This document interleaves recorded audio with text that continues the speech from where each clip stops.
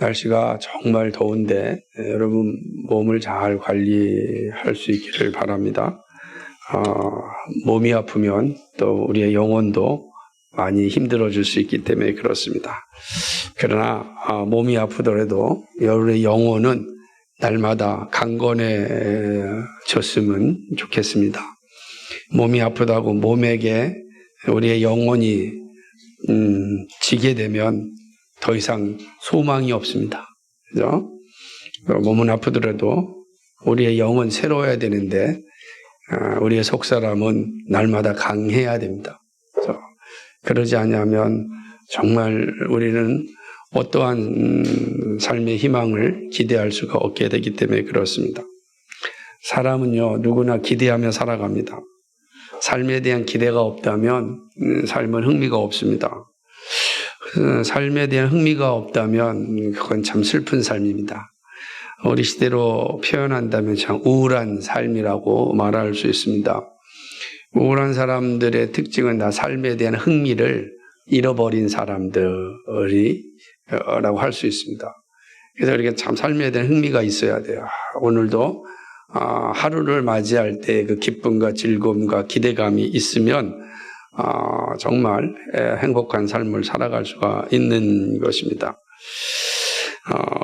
흥미가 없는 삶은 슬픈데 왜 그러냐면 살아야 되는 이유를 모르기 때문입니다.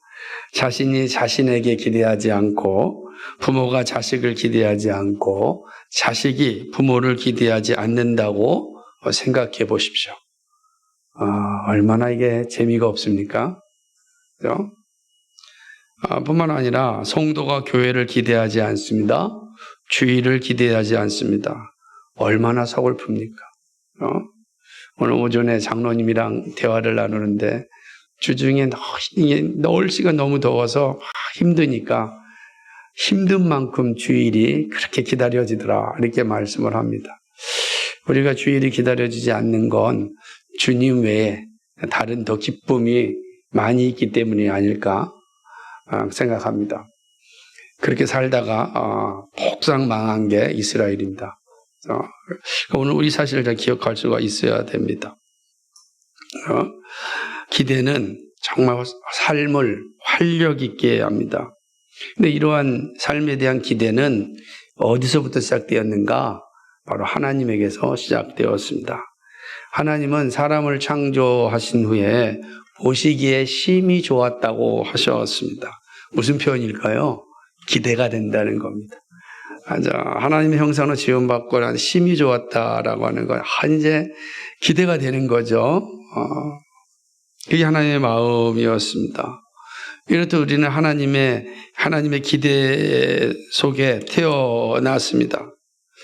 그리고 역사 속에서 이스라엘 백성들을 통해서 그것이 무엇인지를 자세하게 말씀해 주었습니다. 하나님이 기대하심이 무엇인지를 첫사람 아담에게도 알려주었지만 좀 더 구체적으로는 한 백성 이스라엘을 부르시고 이스라엘을 통하여서 하나님이 기대하시는 것이 무엇인지를 세밀하고 자세하게 알려주셨습니다. 오늘 말씀은 그러한 하나님의 기대감 가운데 한 부분입니다. 저는 하나님께서 자기 백성, 자기 형상으로 지은 자녀들에게 기대하는 게 무엇일까? 우리가 이 사실을 한번 생각해 보면서 함께 살펴보고자 합니다. 하나님이 나에게 기대하시는 게 무엇일까? 나 같은 자에게도 하나님이 기대하시는 것이 있는가? 하나님 우리를 기대하십니다. 자기 형상으로 지음받은 우리를 하나님이 기대하십니다. 그 기대하심을 한번 살펴보도록 하겠습니다. 출애굽기 22장 1절과 15절 말씀에서는 도둑질에 대한 합당한 배상에 대해서 살펴보았습니다. 공동체가 거룩하게 세워지고 건강하게 세워지기 위해서는 이 도둑질에 대한 합당한 배상이 있어야 됩니다. 그러지 아니하면 공동체가 건강해질 수 없습니다. 그것이 이제 15절까지의 내용이었습니다. 근데 오늘 이제 16절로부터 32절까지는 사람들 사이에 존재하는 행위에 대한 법을 다루고 있습니다. 도덕법이겠죠. 그러니까 앞에서는 도둑질한 사물을 도둑질한 거에 대하여서 어떻게 배상할 것인가에 대한 내용을 다뤘다면 이건 16절부터 31절까지는 사람과의 관계 속에서 일어나는 그러한 행위에 대하여 말씀하고 있습니다. 전체적으로 조망해 본다면 16절과 17절은 처녀 딸에 대한 법조항입니다. 18절은 무당에 대한 조항이고 19절은 짐승과 행음하는 자에 대한 조항이고 20절은 우상숭배에 대한 조항입니다. 그 21절과 27절은 사회적 약자들에 대한 조항입니다. 28절은 재판장과 지도자에 대한 조항입니다. 29절과 30절은 하나님께 첫 소산물 혹은 장자를 바치는 그러한 조항이라고 할 수가 있습니다. 그 31절은 죽은 동물을 먹는 문제에 대한 그런 조항입니다. 그래서 8가지의 조항을 이제 말씀하고 있는 것입니다. 내용이 많지만 차례대로 살펴보는 게 중요합니다. 우선 16절과 31절에 처녀 딸에 대한 법조항입니다. 어떤 남자가 이 처녀를 유혹하여서 동침하였습니다. 그죠? 결혼 전에 이제 이 순교를 잃게 된 것입니다. 이럴 때 어떻게 해야 되는가? 납폐금, 즉 신부 지참금을 주고 아내를 삼아야 됩니다. 아내를 삼지 아니하면은 반드시 이제 심판에 이르기 때문에 그렇습니다. 그런데 여기에 보게 되면 오늘 본문에 처녀의 아버지가 그 딸을 그 남자에게 주기를 거절할 수 있습니다. 왜냐하면 그 남자의 모습이 불의하기 때문인지 혹은 합당하지 않는 모습을 가지고 있어서 그 아버지가 나는 내 딸을 보내지 않겠다라고 한다면 그 남자는 이 처녀에게 신부 지참금을 돈으로 주어야 합니다. 신명기 22장 28절과 29절을 보게 되면 그 신부 지참금으로 은 50세겔을 말하고 있습니다. 어마어마한 돈입니다. 은 50세겔을 이제 주게 되는 것입니다. 이렇게 말씀하신 이유가 분명합니다. 그것은 혼전 순결에 대한 아주 중요한 가르침을 주고 있습니다. 고대에는 특별히 이 딸의 결혼은 아버지의 중요한 권위인데 이를 남자가 빼앗았으므로 강제로 빼앗았으므로 그거는 반드시 처벌을 받아야 했습니다. 금지된 거죠. 출애굽기와 신명기의 법은 모두 혼전 순결을 강조합니다.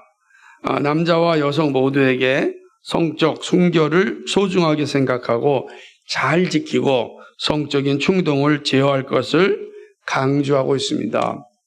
이것은 한 공동체가 건강하게 세워지기 위함입니다. 그러지 아니하면 무질서하게 되고 무질서함은 반드시 공동체를 허물 수 있기 때문에 그렇습니다.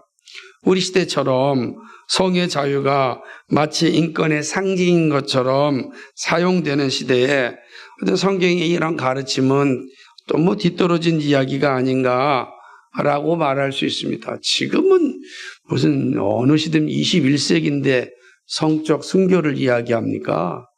무슨 우리가 지금 어떤 시대를 살고 있는데 그런 소리를 하십니까? 라고 말하는 시대입니다. 그러나 한번 생각해 보십시오. 이러한 성경의 가르침을 떠나 우리 시대의 모습이 건강합니까? 그렇지 않습니다. 건강할 수가 없습니다. 그죠? 하루에도 정말로 쉴 새 없는 수없이 많은 태아들이 낙태를 당하고 있습니다. 끊임없이 불륜으로 인하여 이혼하는 사태가 일어납니다. 정말 성의 자유라고 부르짖는 우리 시대의 모습이 건강한가? 아무리 생각해도 건강하지 않다라고 생각을 합니다. 성혁명의 시대의 정신을 바짝 차려야 됩니다. 성은 결혼한 부부에게만 주신 하나님의 귀한 선물임을 잊지 말아야 됩니다. 이 귀한 선물을 가볍게 취급하는 건 결국은 서로 멸망에 이르게 되는 일입니다. 그러므로 하나님은 이스라엘 공동체가 건강한 공동체가 건강한 나라가 되기 위하여 이 명령을 반드시 지켜야 함을 말씀하고 있습니다. 두 번째는 무당, 주술사를 살려두지 말라는 법입니다. 마술사에 대한 이 주술사, 무당에 대한 하나님의 법은 아주 분명하였습니다. 밀그롬이라는 학자는 고대에 이 무당에 대하여 두 가지 모습이 있다고 이야기합니다. 하나는 점쟁이고 하나는 마술사입니다. 이게 두 것이 고대 무당을 지칭을 합니다. 점쟁이는 미래를 예측하는 일을 합니다. 그런데 마술사는 미래를 바꾸는 일을 합니다. 그러니까 점쟁이와 마술사는 두 가지 역할을 하고 있었습니다. 그래서 그러므로 사람들의 행위에 아주 지대한 영향을 미치는 게 이 무당이었습니다. 하나님께서는 이를 금하시고 죽이라고 하십니다. 왜 이렇게 어마어마하게 말씀하셨을까요? 이것은 일단은 이 무당은 가나안 종교와 관계되어 있다고 볼 수 있습니다. 가나안 종교들은 철저하게 이 무당에 의하여서 살아갔습니다. 미래를 예측하고 미래를 변화시키는 이 무당과 마술사들에게 자신의 모든 것을 맡기고 살아간 것이죠. 그래서 하나님을 믿는 이런 이스라엘 백성들이 가나안 땅에 살아갈 때에 이 무당에 대해서는 분명한 지침을 내린 것입니다. 더군다나 무당은 하나님의 주권에 도전하는 행동이기 때문입니다. 하나님의 섭리에 적극적으로 도전하여서 하나님을 무시하는 그런 행위를 하는 자이기 때문에 이들을 하나님은 금지하셨고 죽이라고 하셨습니다. 지금도 각종 점쟁이들이 날뛰고 있습니다. 타로점 같은 건 아주 가까이에서 우리를 유혹합니다. 그러니까 이러한 행위에 대한 하나님의 명령은 좀 단호함을 기억해야 됩니다. 오히려 정말 이 과학의 시대에 여전히 이런 점쟁이들로 인하여 자신의 삶을 맡기고 있는 것은 어떻게 보면 참 우습게 여길 수 있겠지만 그러나 이것은 시대가 변하더라도 여전히 존재합니다. 왜냐하면 우리는 영적인 존재이기 때문에 그렇습니다. 영적인 존재이기 때문에 항상 사단은 끊임없이 우리를 이러한 영적인 존재를 통하여서 영매들을 통하여서 우리를 미혹합니다. 세 번째는 짐승가의 이 행음행위에 대한 사형 선고입니다. 짐승가의 수간행위에 대한 이 금지는 아주 분명하게 법으로 강제하고 있습니다. 그러니까 레위기 12장 15절이나 또 16절에 신명기 17장 21절에 보면 이 짐승과의 수간 행위에 대해서는 아주 분명하게 금지하고 얼마나 끔찍한 행위입니까? 하나님은 동물들에게 동물에 합당한 위치를 주었습니다. 그것은 사람의 다스림을 받는 일입니다. 그런데 동물이 그 위치에서 벗어나기 시작하면 하나님의 창조 원리를 파기하게 됩니다. 결국 심판에 이르게 됨을 기억해야 됩니다. 저는 우리 시대가 동물들을 너무 좋아하고 사랑하는 그런 시대임을 잘 알고 있습니다. 동물권을 강조하는 시대가 되었습니다. 좀 멀리서 보면 아름답게 보일 수 있지만 그러나 동물권을 너무나 지나치면 하나님을 대적하는 큰 죄를 짓게 됨을 기억해야 됩니다. 그죠? 그러니까 이게 지나치게 되면 하나님의 창조 원리를 파괴하고 하나님의 주권을 훼손하는 그래서 결국 하나님을 대적하는 행위에 이르게 되는 것입니다. 이게 수간이라는 게 가나안 종교에서는 빈번하게 일어났던 행위이기 때문에 하나님께서는 이 문제에 대해서 분명하게 이스라엘 백성들에게서는 그 동물들이 있어야 될 위치가 어디인지를 분명히 알려주신 겁니다. 네 번째는 우상숭배입니다.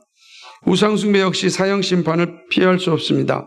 오늘 본문을 보게 되면 이는 앞선 두 가지보다 더 큰 형벌을 받게 되는 것을 보게 됩니다.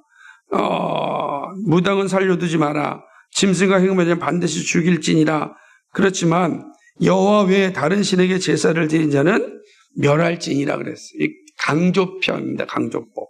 그러니까 진멸하라라고 이야기하는 것입니다.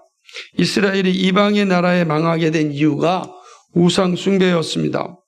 그러니까 그 거대한 나라, 고대 근동에서 강력한 힘을 발휘하고 있었던 다윗과 솔로몬의 나라가 하루아침에 완전히 폐허가 된 것은 우상 숭배였습니다. 하나님이 우상 숭배에 대해서는 진멸을 명령하셨습니다. 우상 숭배는 반드시 진멸된다고 말씀하였지만 듣지 않고 귀를 기울이지 않았습니다. 결국 나라가 망하고 폐허가 되는 상황을 맞이하였습니다. 하나님보다 그 무엇도 더 사랑하면 안 됩니다. 오직 우리의 사랑은 하나님이고 우리에게 주신 것들, 하나님이 주신 것들을 우리가 잘 존중하는 일이 필요한 것이죠. 다섯 번째는 사회적인 약자인 이방인, 과부, 고아, 가난한 사람들에 대한 자비입니다. 하나님은 정말 거룩한 공동체가 잘 감당해야 될 것 같은데 하나가 사회적 약자들을 함부로 대하지 말라는 겁니다. 이방 나그네를 납치하지 말아야 합니다. 오늘 우리 식으로 얘기한다면 외국인 노동자들과 이주민들에 대하여 압제, 학대하는 것을 금하고 있습니다. 개구리, 올챙이 시절을 모른다는 말이 있습니다. 하나님은 이스라엘이 애굽에서 나그네로 살 때 학대받았던 사실을 기억하게 합니다. 너희도 애굽에서 나그네였다. 그때 너희가 어떤 학대를 받았는지 기억하라. 그러므로 너희 공동체 안에 들어온 이방인에 대하여 학대하면 안 된다. 라는 말씀이죠.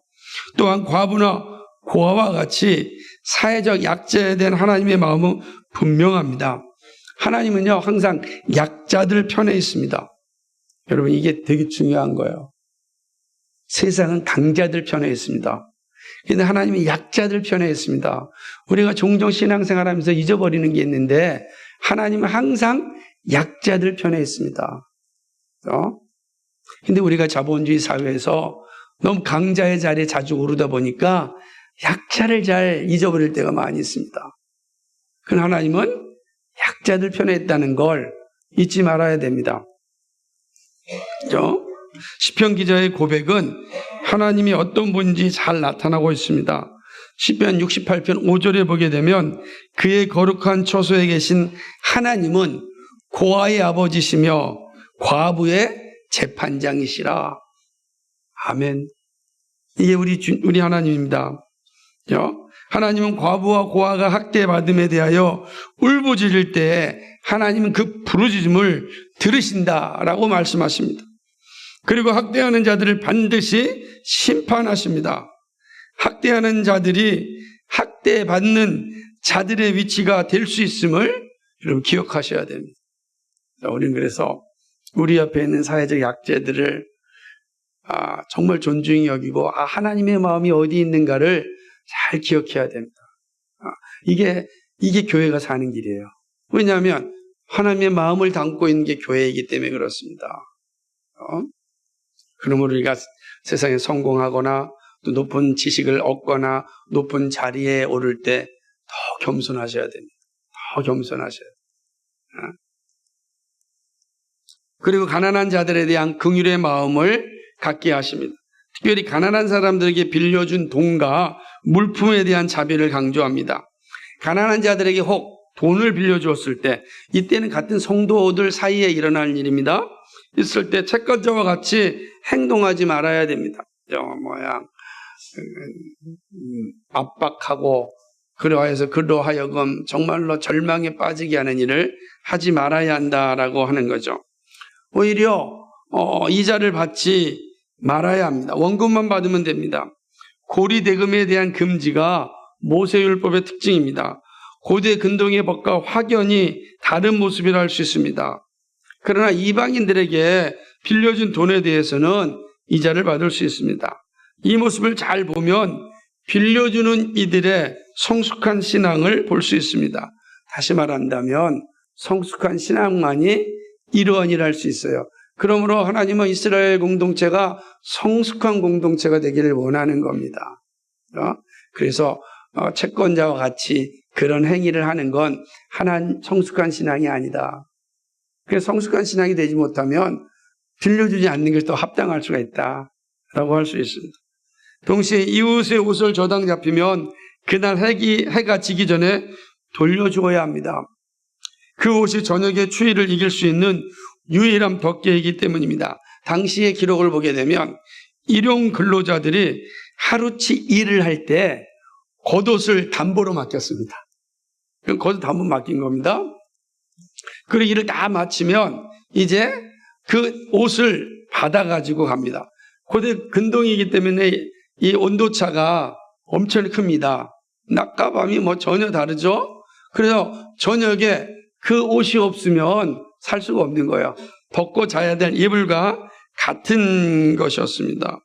만일 그 옷을 돌려주지 않으면 자유인으로서의 지위를 포기하고 종으로 팔려야 했습니다. 이거는 살 수가 없으니까 살아야 되니까 종으로 가야 되는 것 아니겠습니까? 그러므로 하나님은 이들이 내게 부르짖으면 내가 들을 것이라고 말씀합니다. 이 말은 하나님이 해결하기 전에 미리 해결하는 말씀입니다. 하나님이 그들의 소리를 듣고 해결하기 전에 너희들이 해결하라 라는 것이죠. 얼마나 중요한 원리인지 모릅니다. 여섯 번째는 지도자에 대한 조항입니다. 재판장을 모독하지 말고 지도자를 저주하지 말 것을 말씀합니다. 이것은 재판장과 지도자를 존중하는 것은 하나님을 존중하는 일입니다. 왜 그렇죠? 재판장과 지도자는 하나님이 허락하였기 때문입니다. 그러므로 이들을 존중하지 아니하면 곧 하나님을 존중하지 않는 일입니다. 재판장을 모독하는 것은 신성모독으로 여겼습니다. 그리고 신성모독은 죽음에 해당됩니다. 재판장을 모독하고 지도자를 모독하면 나라의 질서가 무너지고 맙니다. 대부분의 분쟁 가운데 있는 나라들은 지도자에 대한 불신을 가지고 있습니다. 합당한 방법에 의한 지도자의 교체가 있어야 하지 그렇지 아니하면 무질서하게 되고 결국 고통은 힘없는 백성들만 당하게 됩니다. 그러므로 이 사실을 아주 분명하게 말씀하고 있습니다. 다음 주에 살펴볼 23장에서는 그래서 재판장의 공평한 법을 매우 강조하고 있는 것을 이제 보게 됩니다. 일곱 번째는 장자의 비참함입니다. 그죠? 받침입니다. 비참함이 아니라 장자의 첫 소산물을 바치는 그런 조항입니다. 이미 출애굽기 13장에 살펴보았듯이 첫 열매에 대한 하나님의 은혜를 기억하는 일입니다. 첫 열매가 열렸다는 것은 앞으로 계속해서 열매가 열린다는 뜻 아니겠어요? 시작이라는 뜻이죠. 근데 그 시작을 누가 주셨습니까? 하나님이 주셨습니다. 그죠? 근데 여기는 첫 열매 중에 특별히 장자를 하나님께 바치라는 그런 내용입니다. 근데 출애굽기 13장과는 달리 본문에는 단지 자녀를 바치라는 말만 나와 있지만 출애굽기 13장에는 장자를 대신하여 양을 바치라는 거고 나와 있습니다. 그러니까 이 말은 첫 소산물을 바치라, 장자를 바치라 라고 하는 것은 전적인 하나님의 은혜를 고백하라는 것입니다. 근데 놀랍게도 오늘 말씀 보면은 이때 바쳐야 될 게 8일 만에 바치라는 거예요. 물론 할례에 대한 비유일 수도 있지만 또한 짐승에 대한 배려라고 할 수 있습니다. 이렇게 하여 전적으로 하나님의 주권을 고백합니다. 모든 것이 주께로부터 왔습니다. 모든 것의 시작은 하나님이십니다. 첫 소선물을 받을 때 이건 하나님께서 주셨으니 이제 하나님께 바칩니다 라고 하는 것이죠. 이게 이제 이스라엘 백성들이 하나님에 대한 분명한 고백에 있는 것입니다. 마지막 여덟 번째는 이제 죽은 동물을 먹는 조항입니다. 하나님은 이스라엘 백성이 거룩한 존재가 되기를 원하십니다. 그래서 다른 짐승에 의하여 찢긴 동물 혹은 죽은 동물을 먹지 말라고 하셨습니다. 신명기 14장 21절에도 나와 있습니다. 왜냐하면 죽은 동물은 부정하기 때문에 그렇습니다. 그러니까 부정한 동물을 먹지 말라는 것입니다. 이스라엘 백성 거룩한 백성으로 구별되었는데 죽은 동물로 인하여 부정하게 되면 안 되기 때문입니다. 더군다나 상처난 동물이 피가 온전히 제거되었는지 알지 못합니다. 그래서 피채 먹으면 안 되잖아요. 그러니까 죽은 동물을 그 피채 먹을 수도 있기 때문에 죽은 동물, 상처난 동물은 뭐하라? 먹지 말라라고 이야기하는 것입니다. 그렇죠? 그래서 찢긴 짐승은 개에게 던지라고 말합니다. 이때 개는 부정함을 의미하였습니다.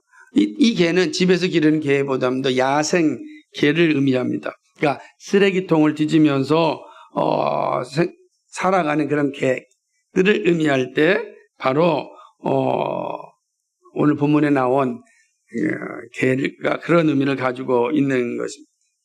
자, 이렇게 이스라엘 백성들이 사람에 대하여 가지는 태도를 말씀합니다.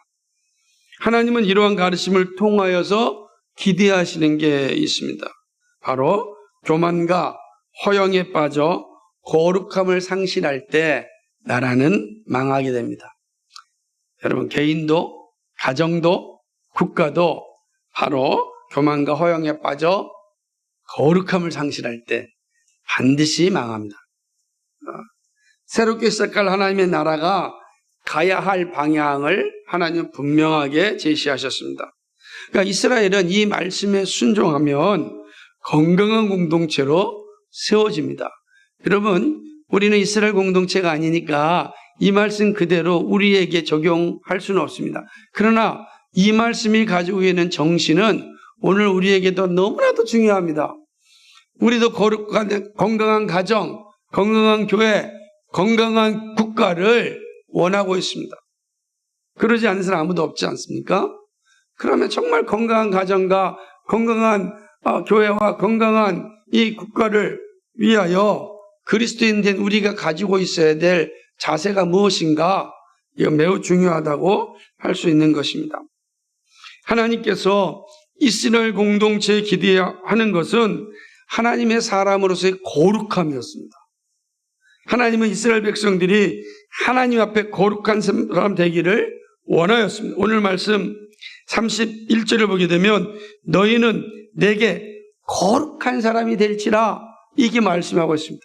거룩한 사람이 되라. 거룩한 자녀가 되는 것을 원하십니다. 거룩한 나라를 기대하셨습니다. 가나안의 세계관이 아니라 하나님 나라의 세계관으로 나라가 세워지기를 원하셨습니다. 거룩함은 하나님의 성품입니다. 그러므로 자녀들이 자신을 따라 거룩하여지기를 원하셨습니다. 내가 거룩하니 너희도 거룩하라. 신구약의 공통된 고백입니다. 내가 거룩하니 너희도 거룩하라. 나는 너희가 거룩한 자가 되기를 원한다. 이것이 하나님의 마음입니다. 이것이 모세에게 주신 법의 핵심입니다. 거룩한 공동체, 거룩한 백성, 거룩한 자녀, 하나님 기대하시는 겁니다. 그렇다면 이스라엘 백성을 위하여 주신 율법을 통하여 기대하신 거룩함은 오늘 우리에게 어떻게 적용해야 되겠습니까? 우리 시대 역시 하나님이 기대하신 건 거룩함입니다. 그래서 우리 시대도 하나님이 원하신 게 거룩합니다. 베드로 사도는 레위기의 말씀을 그대로 인용하여 동일하게 말씀하셨습니다. 내가 거룩하니 너희도 거룩하라. 거룩하신 주님이 주의 자녀들이 거룩한 자녀가 되기를 기대하십니다. 그렇다면 거룩한 하나님의 자녀가 되기 위하여 지금 우리가 할 일은 무엇입니까? 오늘 말씀이 우리에게 주는 교훈이 무엇입니까? 그럼 한번 이 말씀을 생각하고 오늘 우리에게 들려주시는 말씀을 적용하고자 합니다. 첫째는 복음, 즉 예수님을 아는 지식으로 굳게 무장해야 됩니다. 이스라엘 공동체는 하나님의 법으로 무장하였습니다. 그러나 오늘 우리들은 그리스도인은 그리스도의 법, 복음, 예수님으로 무장해야 합니다. 거룩함은 저절로 생기는 것이 아닙니다. 예수님을 아는 지식으로 무장될 때 주어집니다.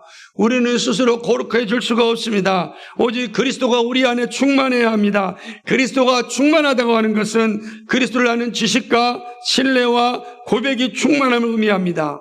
바로 견고한 믿음입니다. 이 믿음은 그리스도가 충만할 때 나타납니다. 그때 성령이 역사하시고 세상과 싸울 수 있습니다. 세상과 싸울 수 있는 힘은 우리 안에 예수 그리스도로 충만할 때, 그리스도를 아는 지식으로 가득 찰 때 세상과 싸울 수 있는 힘이 나오는 겁니다. 이거 없이 우리는 이 거룩한 삶을 살 수가 없어요.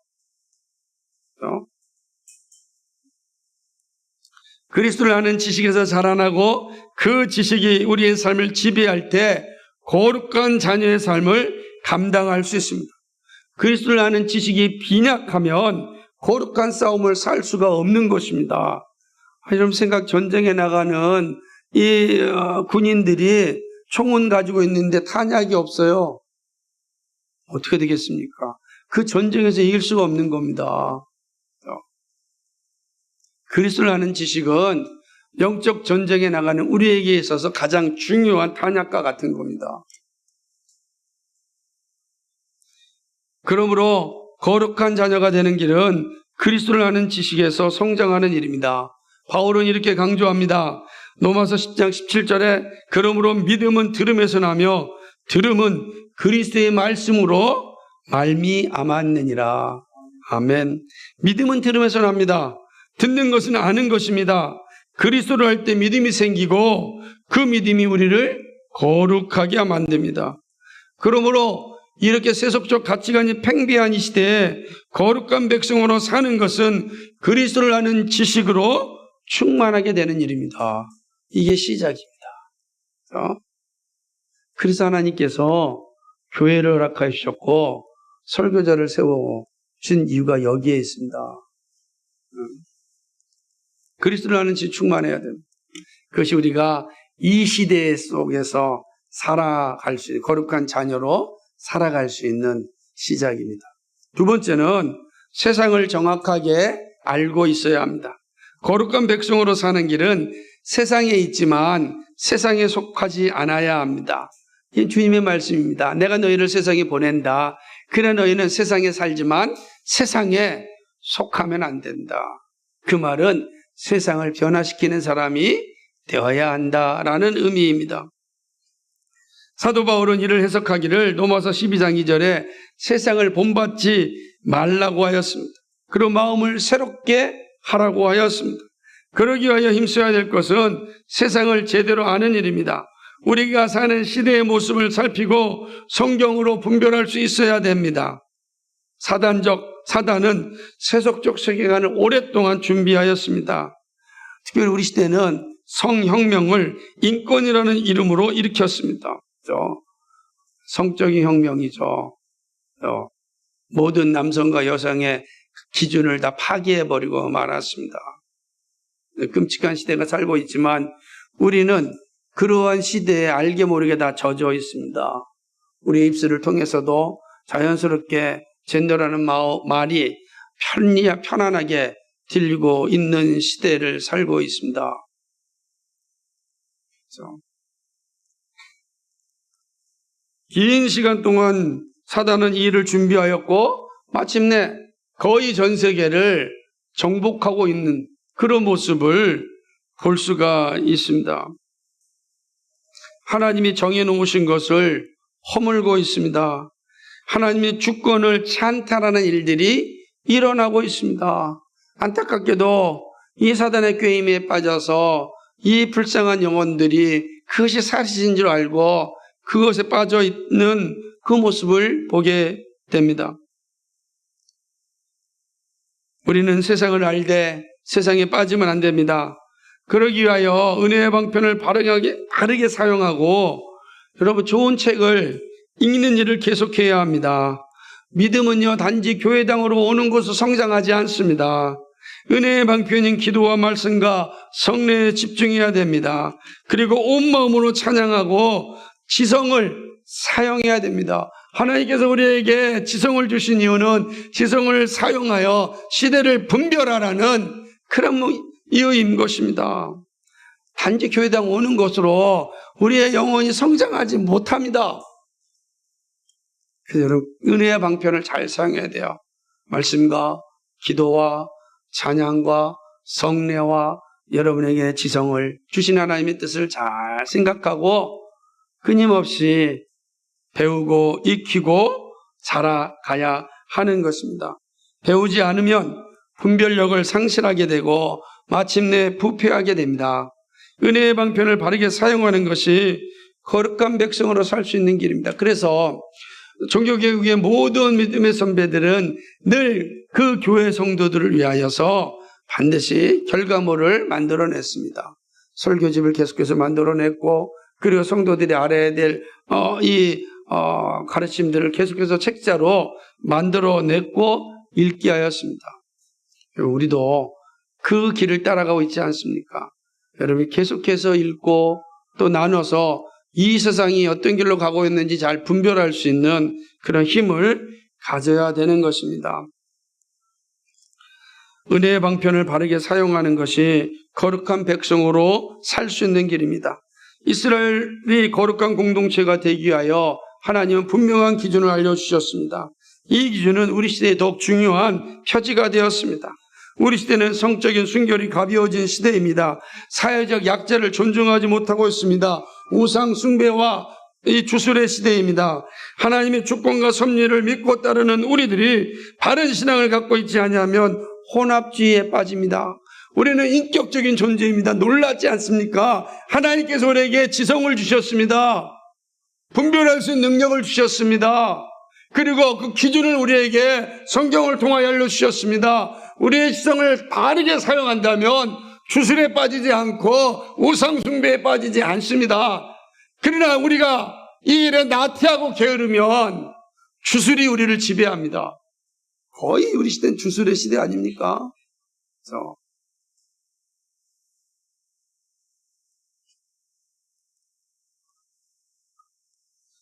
멸망에 이르는 길이 가까이 오고 있지 않는가 생각해 봅니다. 복음을 가지고 세상을 바르게 알아야 됩니다. 성혁명과 반문화 시대를 살고 있습니다.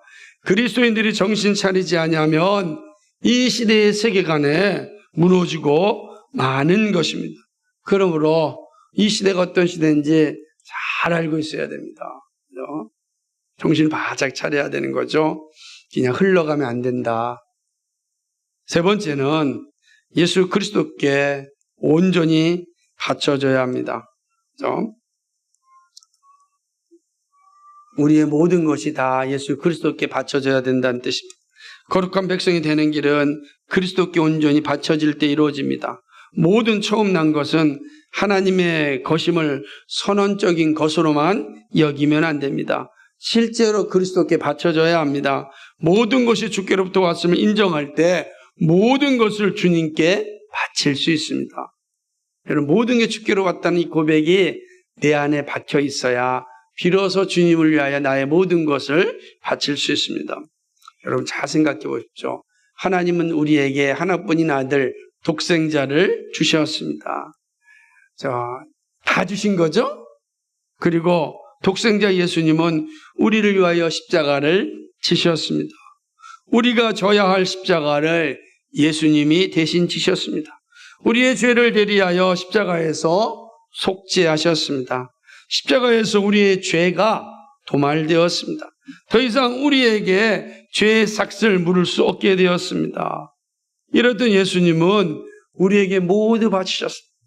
성부 하나님은 독생자를 우리에게 보내셨고 성자 예수님은 우리에게 자신의 모든 것을 바쳤습니다. 그래서 우리를 자녀로 삼아주시고 구원받은 자의 자리에 이르게 하셨습니다. 우리가 주님을 따르는 거룩한 백성이 되는 길은 주님께 우리 전부를 바치는 일입니다. 이것은 모든 것이 주님의 은혜임을 고백하고 오직 십자가만을 자랑하는 일입니다. 주님의 뜻을 알기를 원하고 알게 되면 순종합니다. 주님 말씀하십시오. 종이 듣겠습니다. 라는 고백이 일어납니다. 자기 십자가를 지고 나를 따르라는 말씀에 순종하는 일입니다. 나에게 주신 은사와 재능을 하나님의 영광을 위하여 사는 일입니다. 이제 거룩한 자녀로 사는 것입니다. 여러분이 주신 은사와 재능, 여러분의 쾌락을 위하여, 여러분의 허영을 위하여 사용하는 것이 아니라 하나님을 영화롭게 하기 위하여 사용되어야 됩니다. 모든 것이 하나님께로 왔기 때문입니다. 독생자를 주신 하나님, 우리를 위하여 십자가에서 물과 피를 쏟으시며 모든 것을 주신 그 예수님, 그 예수님을 사랑하는 자, 그 예수님께 우리의 모든 것을 바칠 수 있어야 됩니다. 사람이 제일 되는 목적을 잊지 말아야 됩니다. 하나님을 영화롭게 하는 일은 거룩한 삶에서 시작합니다. 우리 시대는 거룩한 삶을 살 수 없게 만드는 사회입니다. 그러므로 더욱 힘을 다하여 믿음의 길을 지켜야 됩니다. 신앙은 기본이 바로 설 때 세상을 이길 수 있습니다. 예배와 기도와 찬양이 기본입니다. 기본이 무너지면 반드시 무너집니다.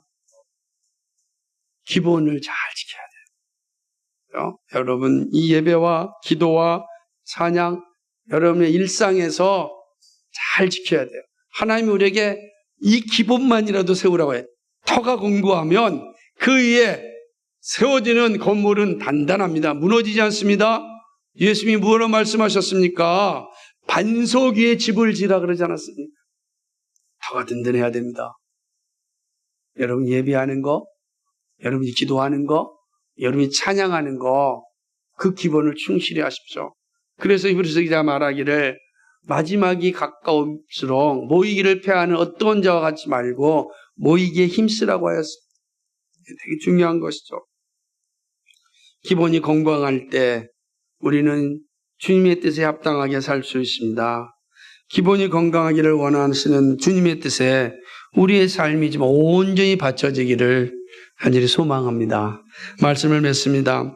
우리 시대도 가나안 종교들과 같은 부정한 세계관이 힘을 나타내고 있습니다. 지금은 교회가 아니라면 소망이 없습니다.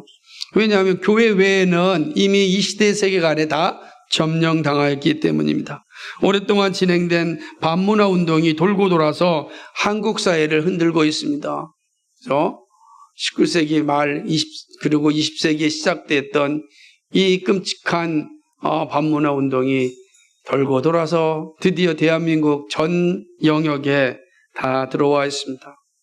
거룩함을 더 이상 기대할 수 없는 세상이 되었습니다. 그런데 교회가 이 시대에 말을 못하고 있습니다. 추하고 부끄러운 모습을 많이 보였기 때문입니다. 교회를 거룩하게 보지 않고 세상은 교회를 두려워하지 않습니다. 이러한 시대에 우리가 살고 있습니다. 그리고 교회를 세우고 있습니다. 여러분 기가 막히지 않습니까? 세상을 우리가 거룩하게 보지 않고 두려워하지도 않는 시대에 우리가 교회를 세우고 교회로 모이고 있습니다. 그럼 우리가 할 일이 분명하지 않습니까? 거룩함을 보여야 되는 것입니다. 정신을 바짝 차리고 믿음을 가지지 않으면 웃음거리가 됩니다. 개들에게 버려지는 찢긴 짐승과 같아집니다. 그래서 더욱 두려운 마음을 가져야 됩니다. 이스라엘 백성들이 가나안 종교가 득들거리는 땅에서 순결한 하나님의 나라로서 새로운 나라를 세우게 하여 거룩함을 가졌습니다. 그런데 안타깝게도 그들은 말씀을 받았으나 실패하였습니다. 결국 그리스도가 오심으로 다시 회복하였습니다. 우리는 다시 오실 예수님을 바라보면서 살아갑니다. 주님 오실 때까지 우리가 감당해야 될 삶의 자세가 거룩함입니다. 거룩함이 시대와 싸울 수 있습니다. 거룩함이 강력한 무기입니다. 거룩함이 자유를 누리는 길입니다. 거룩함을 위하여 준비하고 싸울 수 있어야 합니다. 그것이 하나님께서 우리에게 맡겨주신 일입니다. 사랑하는 여러분, 교회로 그냥 존재하는 끝나지 말고 이 시대의 거룩함을 드러낼 수 있는 그런 교회와 성도가 되어야 합니다. 그것이 하나님이 우리에게 원하시는 그런 삶입니다. 힘들지만 그러나 이것이 우리가 가야 될 길임을 우리 기억하고 거룩한 가정, 거룩한 교회, 거룩한 나라를 만드는 일에 우리가 거룩한 불쏘시개가 되기를 주님의 이름으로 간절히 축복합니다. 거룩하시고 자비하신 하나님 아버지, 참 고맙고 감사를 드립니다. 거룩한 공동체를 세우기 위하여 하나님 주신 이 말씀이 오늘 거룩함이 상실된 시대 가운데 우리가 어떻게 살아야 될 것인지를 알려주는 말씀으로 다가왔습니다. 하나님 아버지, 참으로 하나님을 대적하는 이 시대, 가나안 세계관이 더욱 득실거리고 있고 그 어떤 시대보다도 팽배하고 있고 교회를 허물고자 하는 온갖 수단들이 일어나고 있는 이 시대에, 이 시대와 싸울 수 있는 힘을 오직 거룩함임을 알게 해주신 것 감사합니다.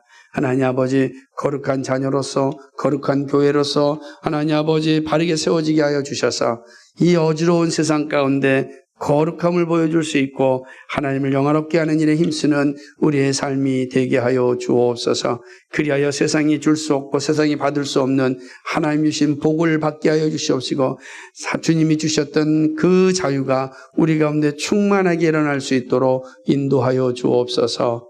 감사하며 예수 그리스도의 받들어 기도하옵나이다. 아멘.